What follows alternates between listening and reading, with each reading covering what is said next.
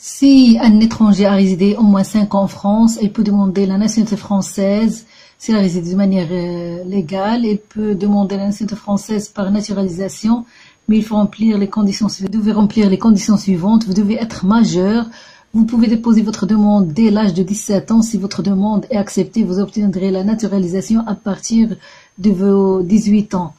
Le lieu de résidence, vous devez résider en France au moment de la signature de la décision de naturalisation, le décret de naturalisation. Cela signifie que vous devez avoir en France le centre de vos intérêts matériels, notamment professionnels et de vos liens familiaux. Si vous résidez en France, mais que votre époux ou épouse et vos enfants résident à l'étranger, la nationalité française peut vous être refusée. Une durée minimale de 5 ans de résidence en France est exigée, sauf dans certaines situations particulières.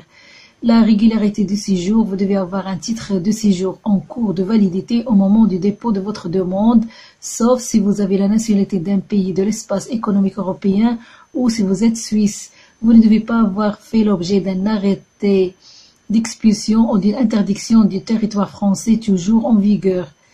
Vous devez prouver votre assimilation à la communauté française, notamment de la manière suivante, par votre adhésion aux principes et valeurs essentielles de la République et par une connaissance suffisante de l'histoire et de la culture de la société française. Le livret de citoyen indique les connaissances exigées. Vous pouvez télécharger ce livret ou le consulter à l'accueil des préfectures. Pour ce livret, je vais le mettre dans la boîte à description pour ceux qui sont intéressés.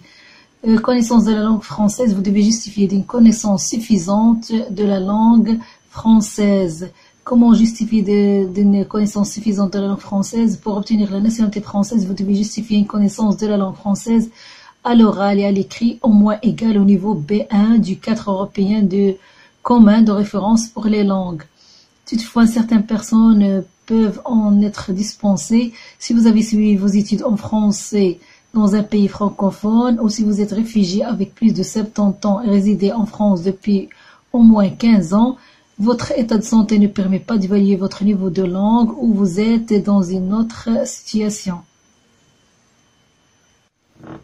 Aussi, il faut une insertion professionnelle. L'insertion professionnelle est une condition essentielle de l'assimilation et de l'intégration en France. L'insertion professionnelle signifie que vous devez avoir des revenus stables et suffisants pour subvenir à vos besoins et à ceux de votre foyer fiscal.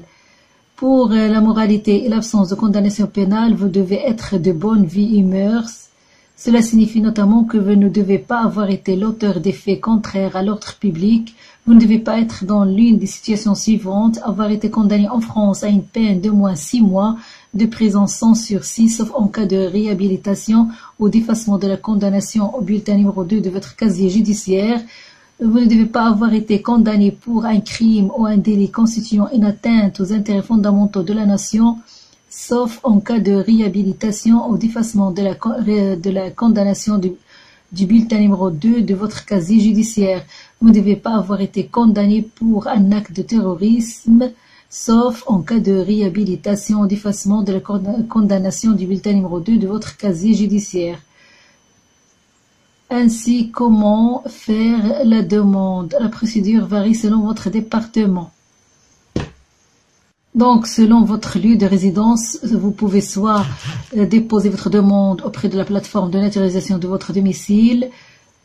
Pour savoir quelle plateforme où vous pouvez déposer votre dossier, il faut voir le site du service public français. Je vais mettre le lien de ce site dans la boîte à description pour plus d'informations. Quels sont les documents à fournir? Il y a une constitution du dossier. Un simulateur vous indique la liste personnalisée des documents à fournir selon votre situation personnelle et familiale. Vous devez constituer un dossier avec les documents suivants. Formulaire CERFA numéro 12753 en 2 exemplaires remplis, datés et signés. Je vais vous mettre ce formulaire dans la boîte à description. Si vous envoyez votre dossier par courrier, enveloppe timbrée à votre adresse, plus lettres suivies, 500 grammes vierge. 2 photos d'identité format 35 x 45 mm. Tête nue, indiquez votre nom, votre prénom et votre date de naissance au verso. document officiel d'identité, un timbre fiscal de 55 €, copie recto verso de votre titre de séjour en cours de validité, justificatif de votre état civil et de nationalité, justificatif de votre domicile et de votre séjour. Donc, pour faire une demande de naturalisation française, vous devez fournir les justificatifs d'état civil et de nationalité suivants. Votre acte de naissance, il doit être délivré par l'officier d'état civil du lieu où l'acte de naissance est conservé et indiquer le nom, prénom, date et lieu de naissance de vos pères et mères. S'il manque l'une de ces informations, le service instructeur peut vous demander de fournir les copies intégrales des actes de naissance de vos parents. Et aussi le document justifiant de la date et le lieu de naissance de votre père et de votre mère et de leur mariage s'ils sont mariés. Tout document justifiant de votre nationalité concernant votre pays d'origine, par exemple copie de passeport, si nécessaire, tout document justifiant d'une modification de votre nom. Les documents doivent être fournis en original sauf indication contraire. Un acte d'état civil, acte de naissance et de mariage doit être produit en copie intégrale. Un acte d'état civil français doit être délivré depuis moins de 3 mois. Un document rédigé en langue étrangère doit être accompagné de sa traduction par un traducteur agréé ou habilité, sauf pour un extrait plurilingue d'acte de naissance dans l'une des langues et le français. Toutefois, un formulaire multilingue peut être joint pour éviter d'avoir à traduire certains documents délivrés par un pays de l'Union européenne. Et aussi, un acte public étranger doit être, si nécessaire, légalisé ou apostillé. Adressez-vous à l'ambassade ou au consulat de votre pays d'origine pour répondre à cette exigence. Vous pouvez aussi consulter le tableau récapitulatif des règles par pays sur le site de Service public français pour plus d'informations sur les actes civils et autres à fournir. Pour les justificatifs de votre domicile et de votre séjour, pour faire une demande de naturalisation française, vous devez fournir les justificatifs du domicile suivants selon votre situation. Soit vous êtes locataire, propriétaire ou hébergé. Si vous êtes locataire, il faut avoir un contrat de location, 3 dernières quittances de loyer, dernière facture de téléphone, d'accès Internet ou d'énergie, copie recto verso du titre de séjour de vos parents s'ils vous prennent en charge. Les documents à fournir sont des photocopies en fonction de votre situation. D'autres documents peuvent vous être demandés. En cas de changement d'adresse, informez votre plateforme de naturalisation par courrier dans les délais d'1 mois. Joignez à votre lettre le justificatif de votre nouveau domicile. Et pour les justificatifs de votre impôts et ressources, vous devez fournir les justificatifs de vos ressources suivants. Si vous êtes salarié, selon votre situation, par exemple, si vous êtes salarié, il faut fournir les documents suivants: certificat de travail, si possible, les 3 dernières années, au relevé de carrière, contrat de travail en cours indiquant le salaire, la date d'entrée, l'emploi occupé, les 3 derniers bulletins de salaire, avis d'imposition ou de non-imposition des 3 dernières années, bulletin de salaire de novembre et décembre des 3 dernières années, bordereau de situation fiscale modèle P237, portant sur les 3 dernières années. Ce document doit dater de moins de 3 mois à la date de dépôt ou d'envoi de votre dossier. Si vous n'êtes pas salarié, vous pouvez voir les documents à fournir sur le site de Service public français. Je vais le mettre dans la boîte de description. Il faut aussi fournir soit diplôme, soit une connaissance de la française, l'oral et à l'écrit, au moins égal au niveau B1. Vous pouvez remettre avec votre dossier soit votre niveau d'études. Par exemple, si vous avez suivi vos études dans un pays francophone, vous devez fournir une attestation de comparabilité du centre unique NARIC. Si vous avez obtenu un diplôme dans l'un des pays suivants, Algérie, Belgique, Bénin, Burkina Faso et beaucoup de pays autres comme le Maroc, le Mali, l'attestation de comparabilité du centre unique NARIC certifie que vous avez suivi vos études en français et obtenu un diplôme équivalent ou supérieur au niveau 3 de la nomenclature nationale des niveaux de formation. Les attestations suivantes sont acceptées: attestation de comparabilité délivrée par le centre ERI et unique NARIC France, attestation de comparabilité délivrée par les autres centres unique NARIC traduite en français par un traducteur agréé.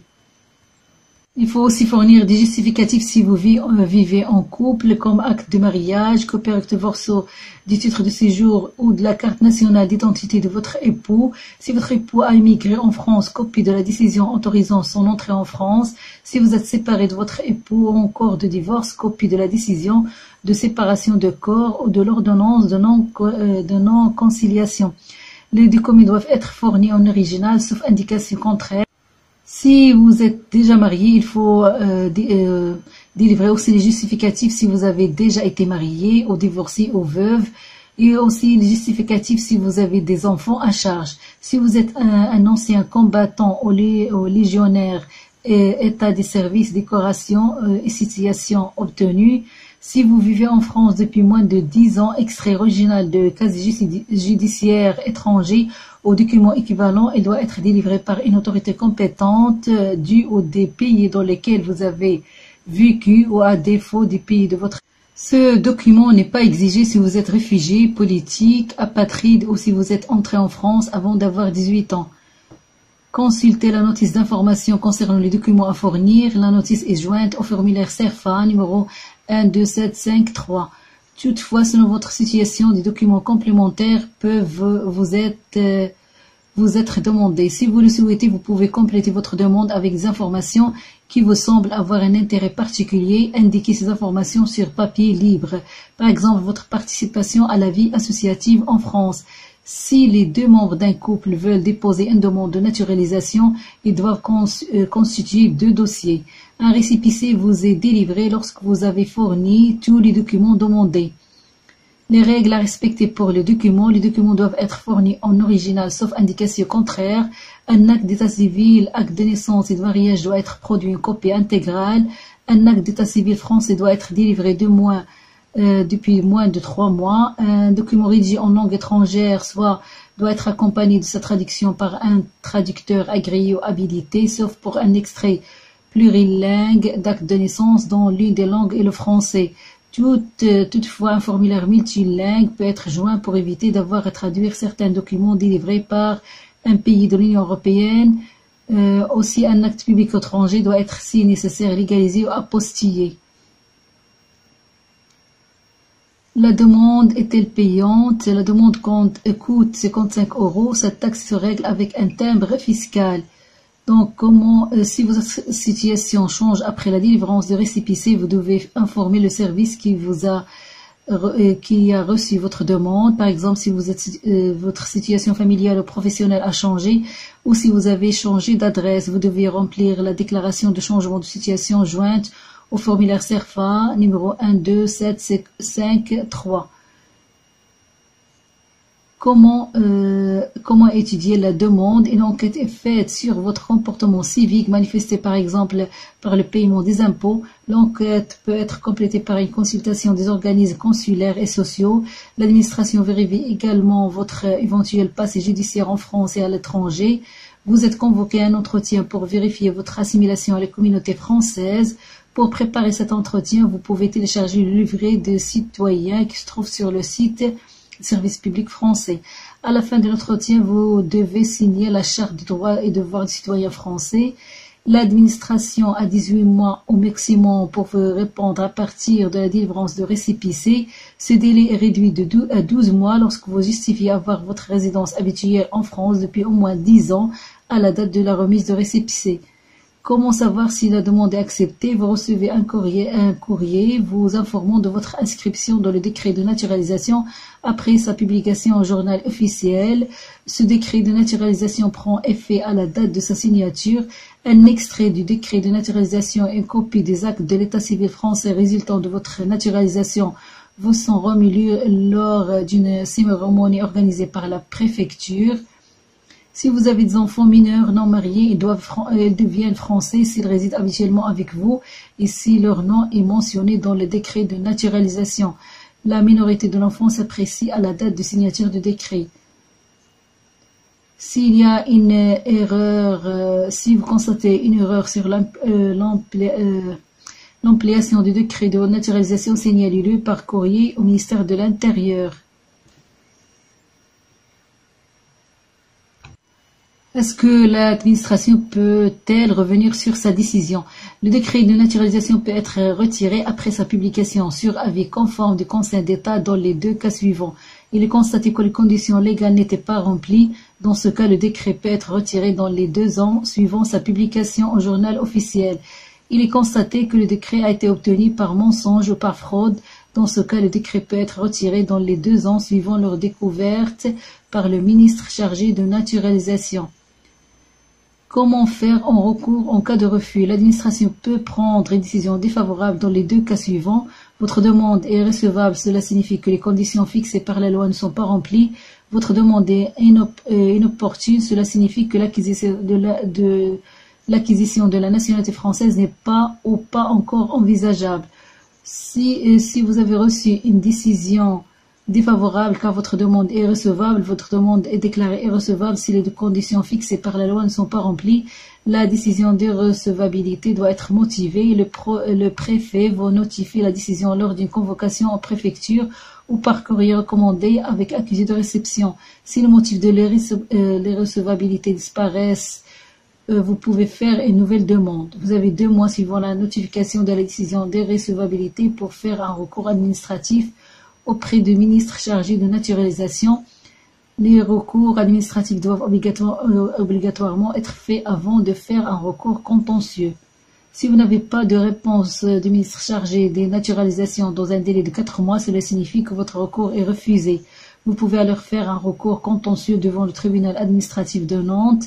Vous avez un délai de 2 mois à partir de la date de refus pour faire ce recours. Mais si vous avez reçu une décision défavorable car votre demande est inopportune, même si les conditions fixées par la loi sont remplies, votre demande peut être refusée ou reportée si votre naturalisation ne paraît pas opportune. Si votre demande est reportée, un délai imposé par exemple pour vous permettre d'améliorer votre insertion professionnelle. Une fois ce délai passé, vous pouvez faire une nouvelle demande de naturalisation. Vous avez 2 mois suivant la notification de la décision de refus ou de report pour faire un recours administratif auprès du ministre chargé des naturalisations. Le recours administratif doit obligatoirement être fait avant de faire un recours contentieux. Si vous n'avez pas de réponse du ministre chargé des naturalisations dans un délai de 4 mois, cela signifie que votre recours est refusé. Vous pouvez alors faire un recours contentieux devant le tribunal administratif de Nantes. Vous avez un délai de 2 mois à partir de la date de refus.